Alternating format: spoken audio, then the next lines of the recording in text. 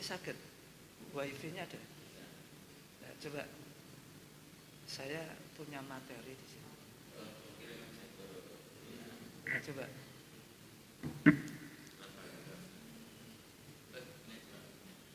Nah, dimasukkan di aja.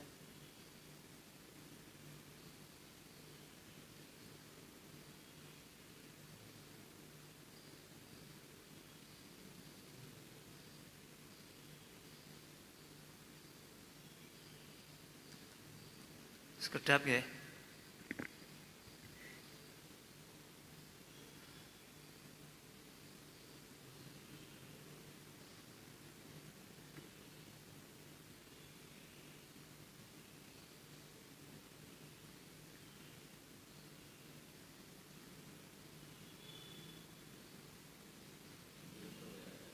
Nggih.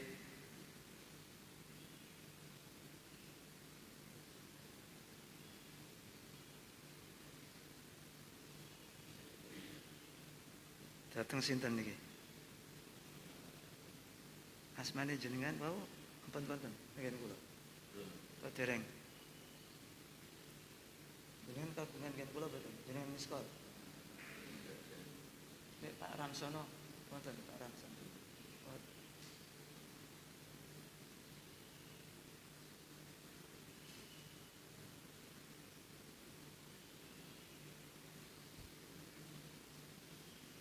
Jenengan sinten? Sepi nomore?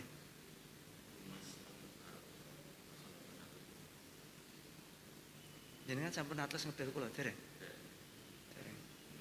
0813 3811 4141. Kontak baru Humas Al-Mubarak.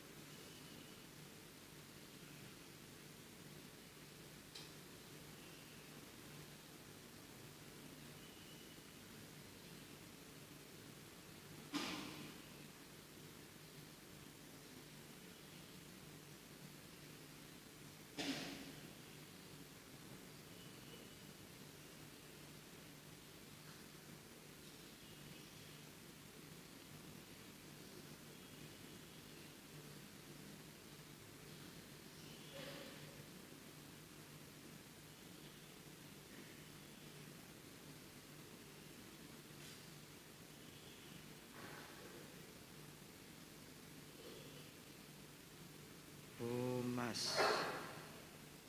Oh nggih.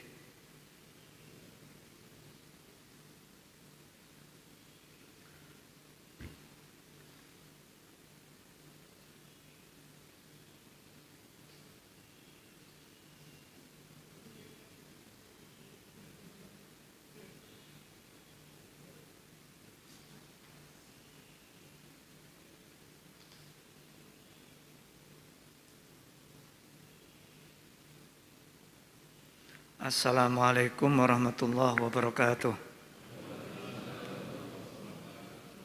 Alhamdulillah wassalatu wassalamu ala Rasulillah wa ala alihi wa sahbihi wa mawalah.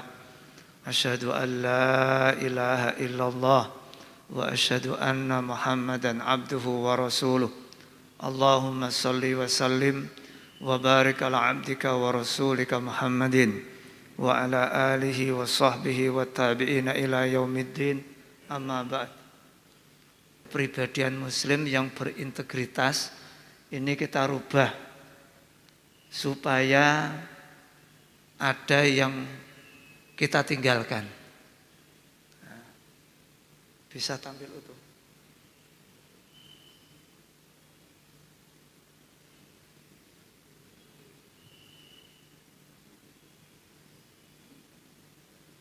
Sabar saantawis nggih.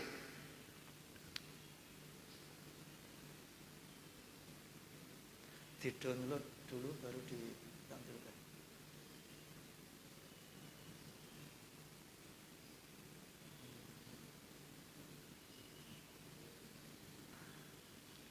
Itu jawaban yang paling sederhana. Dengan akal itulah kita menjadi berbeda. Dengan akal itu kita menjadi mulia. Nah, kita ingin mencoba, sampun. Langsung mau. Bahasa Indonesia, jadilah akal. Nah, kita seringkali menyebut akal dengan istilah akal pikiran. Nah, kan begitu ya? Nah, sebenarnya akal itu bahasa Arab, pikiran itu juga bahasa Arab sebenarnya. Tetapi perlu diketahui, karena akal itu bahasa Arab, maka kalau kita ingin tahu apa sebenarnya akal, kita mestinya merujuk ke kamus bahasa Arab. Jangan merujuk ke kamus bahasa Indonesia. Karena seringkali tidak sesuai dengan makna aslinya. Nah, pagi ini karena ada wifi kemudian saya tertarik untuk menyampaikan materi yang lain saja. Supaya kita lebih bisa memberikan ilmu yang berguna. Kalau hanya sekedar kula ceramah mencelok napa niki? Kuping tengen engko metu kok nggone kuping kiwa kan nggih muspro. Nah, ini nanti bisa digandakan materinya. Para jamaah, kalau menurut Ibnu Taimiyah itu gurunya Ibnul Qayyim. Ibnu Taimiyah itu gurunya Ibnul Qayyim. Disebutkan dalam satu bukunya, beliau mengatakan kata akal berarti menahan, mengekang, menjaga, dan semacamnya. Sebagai lawan dari kata melepas, membiarkan, menelantarkan, dan semacamnya. Para rawuh, jadi saya langsung pada temanya. Akal itu sebenarnya bahasa Arab. Kalau dibuka dalam kamus, akal itu memiliki 4 makna. Akal itu memiliki 4 arti. Yang pertama, akal itu artinya fikrun. Fikrun itu artinya pikiran. Akal sama dengan pikiran. Orang yang berakal berarti orang yang berpikir. Angger ijek mikir berarti menungso. Nek wis gak mikir berarti duduk menungso. Aku wis pegel mikir, itu berarti aku wis pegel dadi menungso. Apa cah urip ora barbar oleh mikir. Berarti ya Allah cah kok ora barbar dadi menungso. Lah nek jenengan bosen dadi menungso pengen dadi apa? Nah, jadi manusia itu makhluk yang berakal. Itu artinya manusia adalah makhluk yang berpikir. Angger ijek mikir kenek diarani menungso. Nek wis gak gelem mikir aja ngaku dadi menungso. Termasuk mikir utang yo apik lho, Pak. Mikir utang ki yo apik. Mergo jek ana mikire. Nek wis gak ana sing dipikir, nah iki biasanya para pensiunan Pak iki penyakite. Wis mau mikir. Aku wis pegel nyambut gawe wis apa sakmono suwene wis pegel. Aku pengen ngeramut pitik wae mbek nyirami kembang. Ini enggak cocok ini. Karena di dalam Al-Qur'an Allah berfirman fa idza faraqta fansab. Nek wis bar sangka penggawean siji nyandhak penggawean liyane. Jadi sebenarnya orang yang sudah sepuh karena semakin dekat ke masa ajal itu tidak boleh santai. Mikirnya kudu tambah akeh. Ya paling gak mikir masjid. Nah, mikir-mikir ibadah. Nah itu. Maka kalau menurut Ibnu Taimiyah artinya menahan. Nanti kita akan masuk ke sana. Tapi makna yang pertama akal itu adalah pikiran. Pikiran itu maksudnya hasil Kalau kita ingin tahu seberapa berkualitas akal seseorang, lihatlah pikiran-pikiran yang ditelurkannya. Dia punya sumbangsih apa dalam bentuk pikiran? Dia bisa menelurkan apa? Ide-ide apa? Gagasan-gagasan apa? Kalau dalam sebuah rapat, lalu ada kasus, ada masalah, siapa yang biasanya sregep memberi solusi? Tidak pandang bulu dia itu mau tamatan apa, S1, S2, S3, tetek bengek gak usah ditanya. Kalau dikasih masalah kok dia memberikan solusi, berarti dia berakal. Jadi akal itu dibuktikan oleh produk. Produk itulah pikiran. Iki masjid ki diapakno apike. Oh kipas angin ini gak patek beneh, genti sing anyar. Lah ra ndek dhuwit piye carane? Ya wis urunan. Lah piye carane urunan? Ngene seminggu dadi. Yang usul itu berarti berakal. Lah nek rapat teko turu, ya dia tidak berakal. Jadi para jamaah, manusia itu makhluk yang berakal. Akal itu maknanya pikiran. Pikiran itu adalah produk. Nah, jadi orang yang berakal, orang yang memproduksi pikiran, gagasan, ide, semakin produktif dia memberikan ide, gagasan, solusi, semakin bagus dia memberikan pikiran, usulan, kritikan, semakin jelas dia berakal. Saged ditampi mboten? Halo? Oke, nah, kita lanjut. Itu makna yang pertama. Makna yang kedua, akal itu artinya man'un. Nah, ini sesuai dengan pendapat Ibnu Taimiyah. Ibnu Taimiyah mengatakan akal itu menahan, mengekang, menjaga. Makna akal yang kedua itu man'un. Man'un itu artinya mengekang. Man'un itu artinya mengekang. Berarti manusia yang berakal itu artinya manusia yang terkekang. Terkekang di sini maksudnya apa? Akal itu berfungsi untuk menahan. Menahan gimana? Menahan apabila ingin berbuat salah. Ape iki mari pengajian akad pagi. Ape genti sandal, mau teko rene sandale elek. Lah kok ana sandal sing apik, setan mlebu ki ana sandal sing apik, jipik. Akalnya bersuara, ojo. Ketika akalnya mampu bersuara ojo, itu berarti dia berakal. Karena akal itu fungsinya untuk mengekang, mengontrol, mengendalikan. Orang yang berakal berarti punya kendali dalam dirinya. Orang yang berakal itu punya kontrol dalam dirinya. Setiap hendak melakukan sebuah pekerjaan dikontrol dulu pakai akal. Ini benar atau tidak? Kalau benar lakukan, kalau salah tinggalkan. Dia berakal saat itu. Ada profesor, doktor, kiai haji ngembat uang dana sosial. Ketika dia ngembat, dia nggak berakal itu. Karena akalnya tidak mampu menahan dirinya dari perbuatan yang salah. Jadi orang yang berakal itu orang yang punya kontrol di dalam dirinya.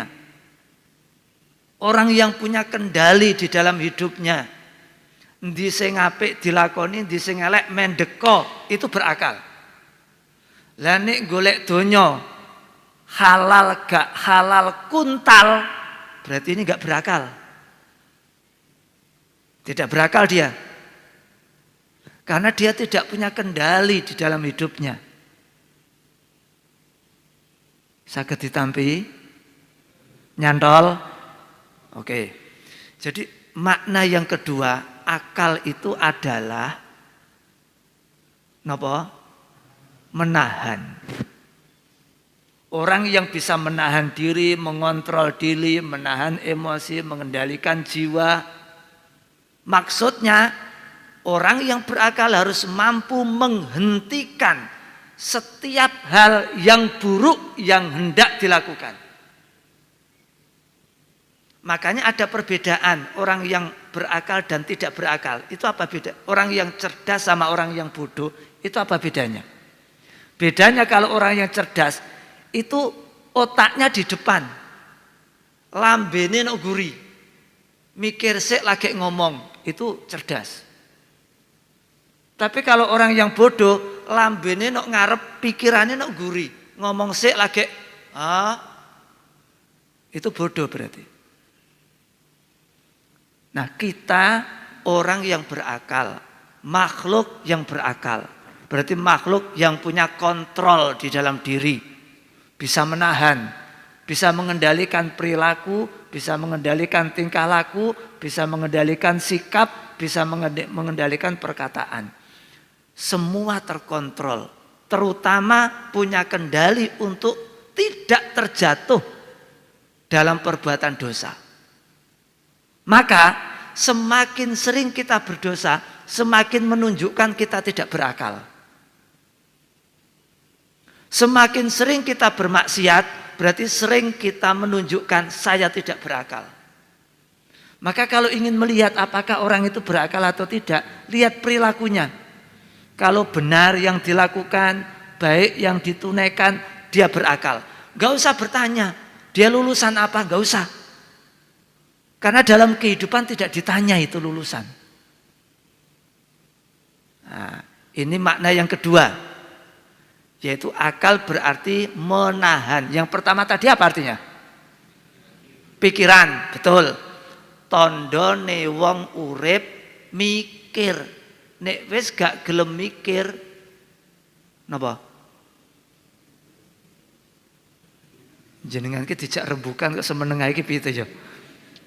Itu makna yang kedua ya. Jadi yang pertama mikir, yang kedua menahan. Yang ketiga, akal itu makna yang ketiga robtun. Robtun itu ikatan. Orang yang berakal itu hidupnya terikat, tidak bebas. Semakin bebas kehidupan seseorang menandakan dia semakin tidak berakal.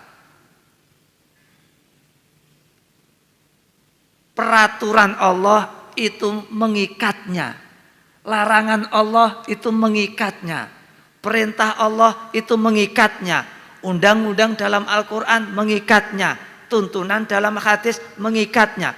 Ibarat kambing tidak dilepas begitu saja, tetapi diikat. Melayu rono nek wis taline gak cukup, ya wis mendek. Kemanapun dia pergi tidak akan lepas karena ada ikatannya. Orang yang berakal itu orang yang hidupnya terikat. Maksudnya gimana? Akal itu mengikat manusia dengan Sang Pencipta, dengan Allah. Maksudnya piye? Wong sing duwe akal iku gak iso ucul sangka Allah Subhanahu wa taala sebagai Sang Pencipta. Orang yang berakal itu berarti terikat oleh Allah Subhanahu wa taala. Orang yang berakal berarti gelem ibadah. Nek wis gak gelem ibadah berarti gak gelem diarani berakal. Apakah ada orang yang mau disebut berakal, ibadah saja gak mau? Lah Allah yang menciptakan, Allah yang memberikan kehidupan, sandang pangan papan dicukupi, karek sujud gak gelem. Apa pantas diarani wong sing berakal?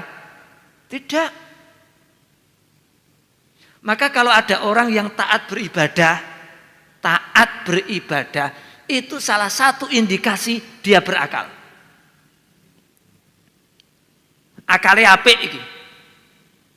Sebaliknya, nek ana wong gak gelem ibadah, males ibadah, itu indikasi akalnya gak begitu berfungsi. Bapak Ibu, apa ana wong sing pantes diarani duwe akal nek ambek Allah ambek Allah wae lho gak gelem nyopo? Ayo. Allah ki sapa? Allah sing gawe menungso. Allah sing jangkepi sandang pangan papan tanpa njaluk dikei. Nyedak gak gelem, pantes diarani wong sing duwe akal? Tidak. Maka kita ke sini, ke masjid ini bukan semata-mata untuk ke masjid, tetapi menunjukkan bahwa kita masih berakal.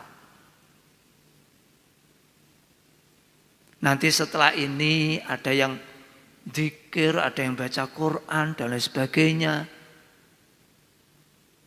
Menunjukkan kalau dia berakal. Itu yang pertama. Jadi akal itu mengikat hamba dengan Allah sebagai pencipta. Dia makhluk terikat secara vertikal. Hablum minallah, dhuwur ngisor. Tali niki utuh. Setelah itu orang yang berakal berarti mengikat dirinya dengan lingkungan. Maksudnya akal iku ndadekno dhek iso terikat mbek tanggane, ambek keluargane, ambek kenalane, ambek koncone, ambek sapa meneh, ada ikatan. Maksudnya saya akeh duwe kanca, buktine akale kuwi ana. Tapi saya akeh mungsoe, buktine akale gak ana.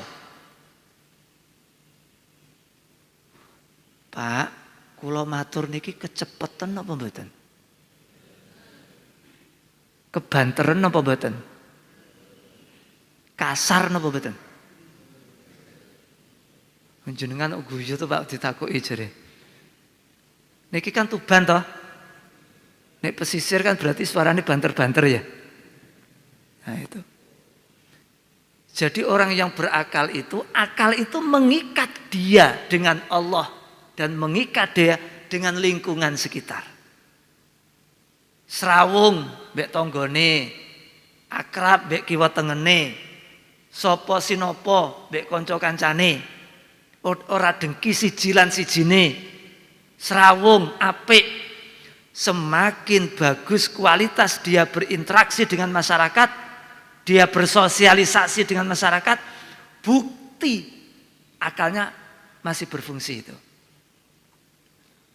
Tapi nek kono kene petuk mungsuh, gak cocok mbek iko, gak cocok mbek iko, ambek iki ora cocok meneh.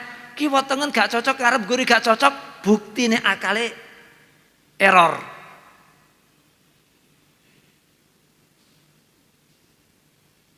Ini yang ketiga. Yang keempat, di dalam bahasa Arab akal itu artinya kolbun, hati.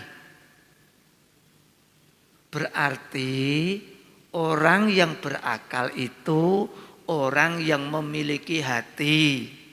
Orang yang berakal itu bisa menjaga hati. Hatinya dia dan menjaga hatinya orang lain. Orang yang berakal itu kalau ngomong menggunakan hati. Kalau berinteraksi menggunakan hati, berkomunikasi menggunakan hati. Mulaiku hati-hati.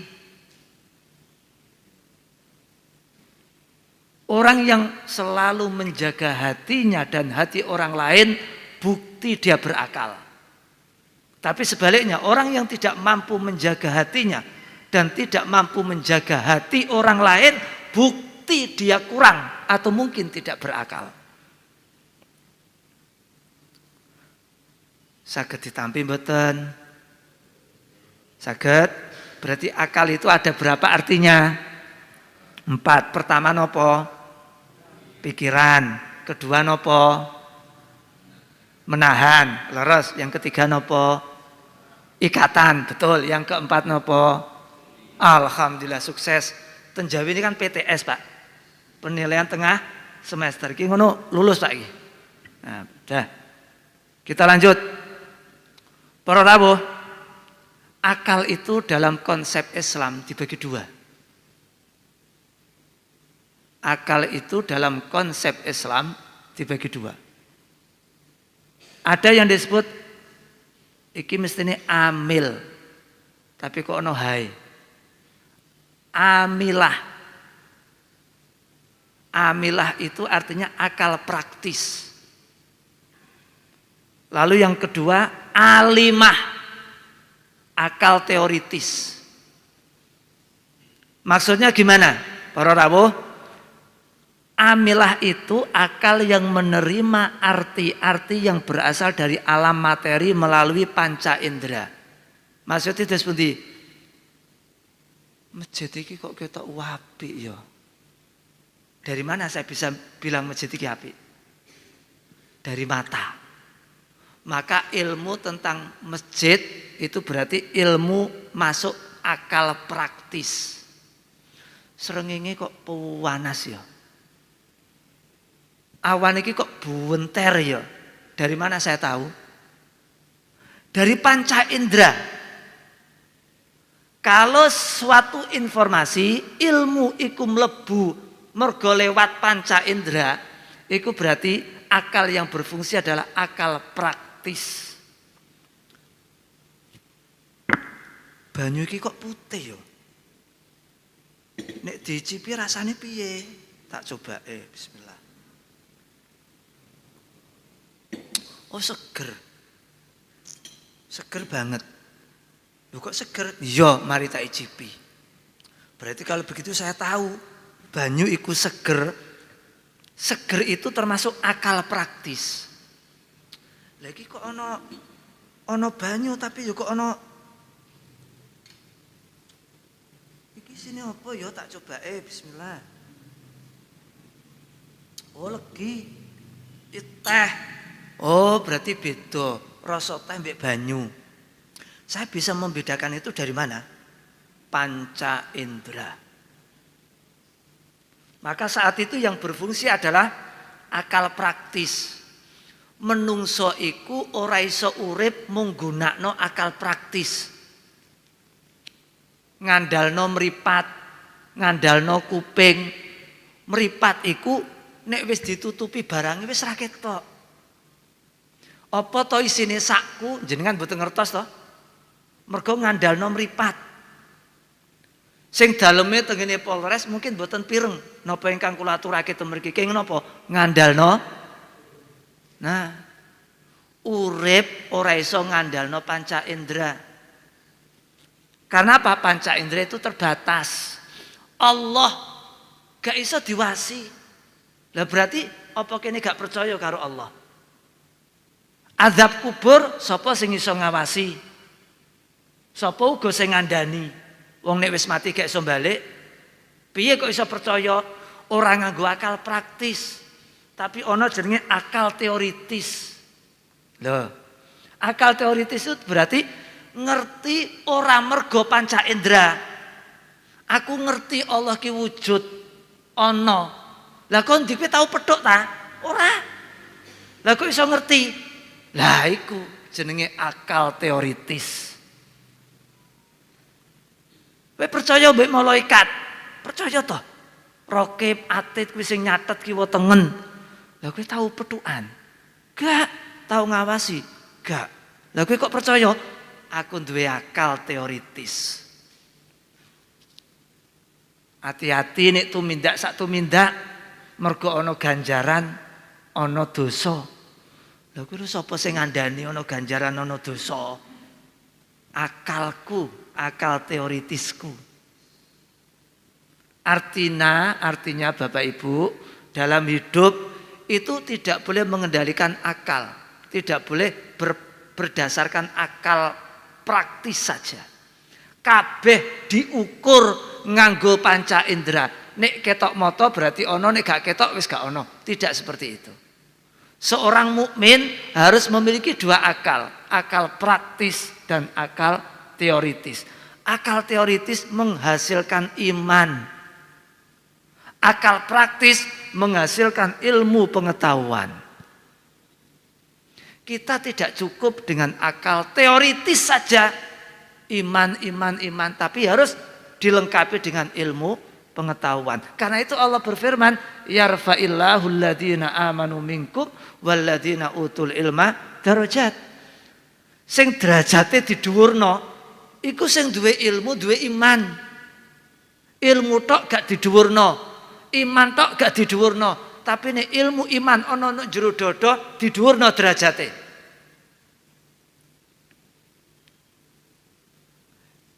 Ilmu iku akal praktis. Iman iku akal teoritis. Nah, temriki saged ditampi napa mboten? Saged. Kula wau ngaos mulai jam pinten? Jam pinten? Niki kan sak jam toh? Niki pun jam gangsal langkung. Niko 8 menit ya Pak? Sing leres sing pundi? Niki langkung kali, niko langkung 8 toh Pak? Eman-eman masjid sakmene gedene nah jame ra padha iki. Ayo. Nah, ini solusinya gimana? Kalau ingin membuktikan berakal, buktikan nek jame padha. Nah, gitu. Leres mboten? Nah, kayak gitu. Oke, kita lanjut. Para rawuh, mergi akal niku penting. Mergi akal itu penting, maka dihargai di dalam Islam. Dihargai di dalam Islam, dijunjung tinggi di dalam Islam. Termasuk ketika Islam ingin menerapkan sebuah hukum. Nek duwe akal kena hukuman. Nek gak duwe akal bebas sangka hukuman. Nah, seperti hadis ini. Di dalam hadis ini disebutkan rufi al-qalamu an salasatin. Hukum gak berlaku kanggone wong telu. Hukum gak berlaku kanggone wong telu. Anil majnun al maghlub ala aklih. Kanggo wong sing gak waras. Wong sing gak waras niku lho Pak, sing tengene pinggir-pinggir margi, blejet tanpa klambi, turu nang pinggir dalan, pipis sak penake, terkadang pipisnya malah diombe. Ora kedosan Pak, lha kuwi krungu adzan ora salat, ora apa-apa Pak kuwi. Wayahe poso gak poso juga apa-apa. Karena hukum gak berfungsi. Kenapa? Akalnya enggak ada. Kalau kita wayahe adzan subuh gak subuhan, nah kena hukuman. Maka sebenarnya kita itu nggak usah kasihan sama nuwun sewu orang-orang bento Pak. Dia itu aman Pak hidupnya Pak. Enak loh. Nglakoni apa wae gak kecampuran dosa kuwi. Leres mboten iki? Enak nggih? Lho dadi wong bento iki enak nggih? Lho, anjenengan ra jawab iki piye to ya? Dadi wong bento tak pikir-pikir dalan iki lho enak napa mboten? Aduh Pak, iki piye to Pak? Jawabannya kok beda-beda iki. Enak Pak kuwi hukumane gak kuwi lho Pak, ora tahu salat, gak tahu apa, ora kena dosa, ora kena ganjaran lho Pak kuwi. Bebas uripe wisan. Kita karena berakal terbebani hukum. Nah, yang kedua, wa anin naim. Lah sing heran saiki Pak. Ana ustaz ditusuk, ditangkep. Oh, wong gendeng bebas. Aduh, enak tenang ya. Engko imam masjid ditusuk, gendeng wis bebas. Itu Pak. Jadi enak gak dadi wong gendeng? Enak gak? Engko nyolong. Oh, ini orang stres, bebas. Itu. Dah. Yang kedua, wa anin naim hatta yastaiqid. Orang yang tidur enggak kena hukuman. Aku ngipi Pak, dek bengi. Apa? Nyolong jambune jenengan. Nah, nyolong nganggo turu ya ora dosa to wong turu kok ngipi. Nah, apa yang terjadi saat mimpi kita enggak. Karena itu di luar batas akal kita. Dan yang ketiga, wa anisabi hatta yahtalim. Bocah sing durung balik. Nah, durung balik ya durung kena dosa wong hukum tidak berlaku. Anak yang belum balik berarti belum mukallaf. Belum terkena hukum. Nah, orang yang anak balik itu tandanya piye? Ada 4. Satu, bisa menstruasi, itu yang khusus anak perempuan. Dua, bermimpi basah, iki bocah lanang. Ini yang tercantum di dalam hadis, menstruasi dan mimpi. Oleh para ulama ditambahi 2, jadi 4. Yang ketiga apa? Umur 14 tahun. Nek ana cah wedok wis 14 tahun durung menstruasi tetap dihitung balik. Mergo wis 14 tahun. Senajan belum menstruasi. Tapi sekarang lho Pak, 9 tahun sudah menstruasi. Nek biyen ibu-ibu menstruasi barangkali 15 tahun baru menstruasi ya Bu ya. 14, 15 baru menstruasi. Saiki 9 tahun sudah menstruasi Pak. Kira-kira sebabnya apa itu? Kok menstruasi begitu dini sekarang? Lah piye to Pak, nek biyen zamane jenengan iki sing didahari bola pendem lho Pak. Ganyong, menyok, telo. Napa meneh? Uwi, bangsa bola pendem. Lah saiki lho Pak, hamburger, fried chicken, pizza. Itu kandungannya luar biasa Pak. Sehingga mempercepat kematangan organ-organ tubuh. Biyen Pak, jenengan sing jenengan tingali kan yo ludruk, wayang kulit, wayang wong, terus janaka, apa jenenge? Ria Jenaka. Nek dulu di TV hitam putih kan ada acara Ria Jenaka. Semar, Gareng, Petruk, Bagong, terus apa itu satunya itu. Lah saiki lho Pak sing didelok drakor. Lah bocah 6 tahun lho sing didelok drakor, drama Korea. Terus drama Jepang. Lah piye gak cepet mateng Pak sing didelok panas-panas ngono iki. Nah itu, jadi para ulama kemudian menegaskan umur 14 tahun meskipun laki-laki belum bermimpi, perempuan belum menstruasi, kalau sudah 14 tahun dihitung balik.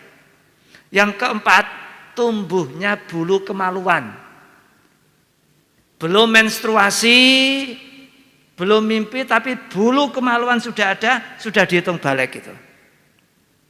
Itu yang 2 ditambahi oleh para ulama. Artinya bahwa akal itu dihargai sedemikian rupa di dalam Islam.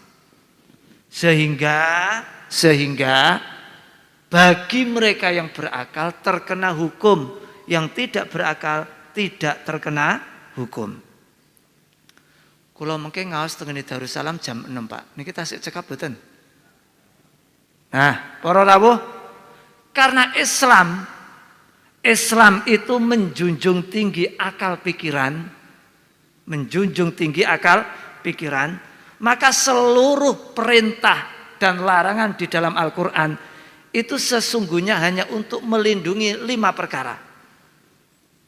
Inilah yang disebut di dalam Islam dengan al-ahdaful khamsah. 5 tujuan.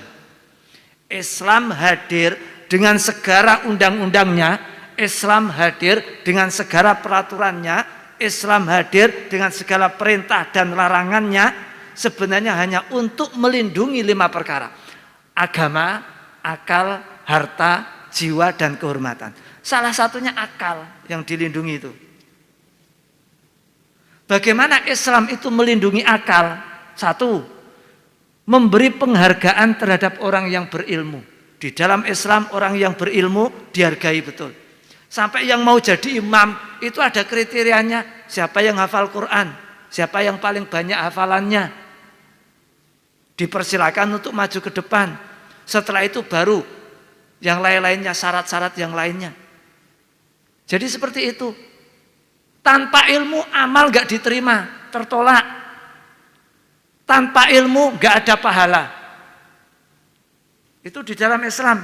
Yang kedua, perintah untuk menggunakan akal. Afala yang dzuruna ilal ibili kaifa khuliqat wa ilas samai kaifa rufi'at wa ilal jibali kaifa nusibat wa ilal ardi kaifa sutihat fadzakir. Itu Islam memotivasi manusia untuk menggunakan akal, untuk memaksimalkan akal, untuk mendayagunakan akal. Akal tidak boleh dianggurkan. Akal itu nggak boleh dianggurkan, nggak boleh. Akal itu tidak boleh dipensiunkan. Akal harus selalu dipakai, digunakan, diasah setiap saat, setiap waktu. Itu salah satu bagaimana Islam itu menghargai akal. Yang ketiga, membuka pintu ijtihad. Quran wis ono, hadis wis ono, tapi akale menungso tetap bisa berfungsi mergo ono ijtihad. Perbedaan fikih dibolehkan. Ada madhab A, B, C, D. Ada organisasi A, B, C, D. Dipersilahkan. Karena ada pintu ijtihad. Tidak kaku kehidupan orang Islam itu. Meskipun sudah ada Quran, sudah ada sunnah. Al-yauma akmaltu lakum, wis sempurna agamane. Bener, tapi akale menungso tetap dikei panggonan. Loh, itu termasuk bagaimana akal itu dihargai di dalam Islam. Mengharamkan segala yang bisa mengganggu fungsi akal. Semua yang bisa merusak akal diharamkan.